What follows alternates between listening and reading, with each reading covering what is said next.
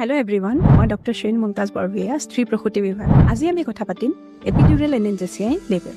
Epidural এনেনজেচিয়া কি হয়? এইটো এটা মেডিচিন হয় যোনটো আমি আমাৰ লোৱাৰ বেকত আমি ইনজেক্ট কৰা হয় যাতে লেবাৰ পেইনটোক কমাব পৰা যায়। লেবাৰ পেইন কিয় কমাব লাগে সেইটো আমি সবেই জানো, because labour pain is the second most মানে পেইন স্কেলত আহে যে ছেকেণ্ড মোষ্ট পেইন এটা পাৰ্চন ফিল কৰিব পাৰে is the labour pain. Labour pain কিয় হয় সেইটো বিকজ কি হয়, আমাৰ এটা ইউটাৰাছটোৰ পৰা যেতিয়া বেবী আমাৰ ওলাই আহে তেতিয়া ইউটাৰাছটো ষ্ট্ৰেচ হয়। বেবী যেতিয়া ওলাই আহে আমাৰ চাৰ্ভিক্সটো যোনফালেদি ওলাই আহে সেইটো জেগাটো ষ্ট্ৰেচ হয়, প্লাছ ইউটাৰাছৰ কন্ট্ৰেকশ্যনছ থাকে আৰু প্লাছ ষ্ট্ৰেচ হোৱাৰ কাৰণে কি হয় আমাৰ নাৰ্ভছ কিছুমানৰ কম্প্ৰেশ্যন হয় আৰু তাৰ কাৰণে আমাৰ বহুত বেছি পেইন হয়।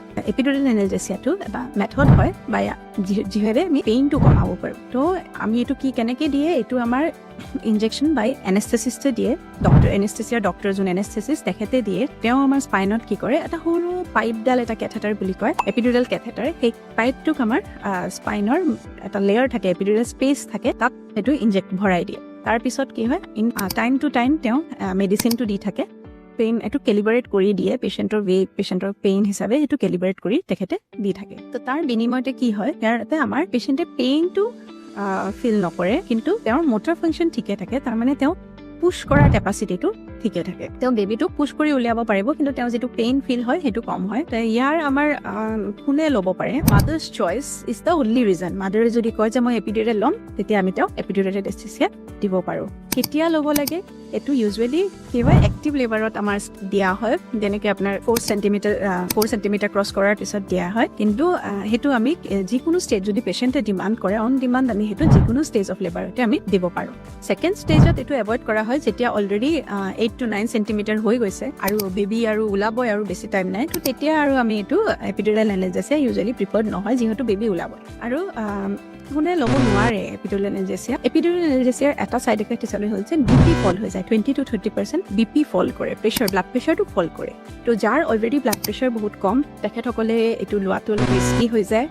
তাৰপিছত যদি কাৰোবাৰ ইনফেকশ্যন হৈ আছে বেকত বা স্পাইনত যদি ইনফেকশ্যন আছে, তেতিয়া আমি এইটো প্ৰিফাৰ নকৰোঁ। তাৰপিছত যদি এক্টিভ ব্লাড থিনিং ইউজ কৰি আছে, ব্লাড থিনাৰ্ছ ইউজ কৰি আছে, তেতিয়া আমি এইটো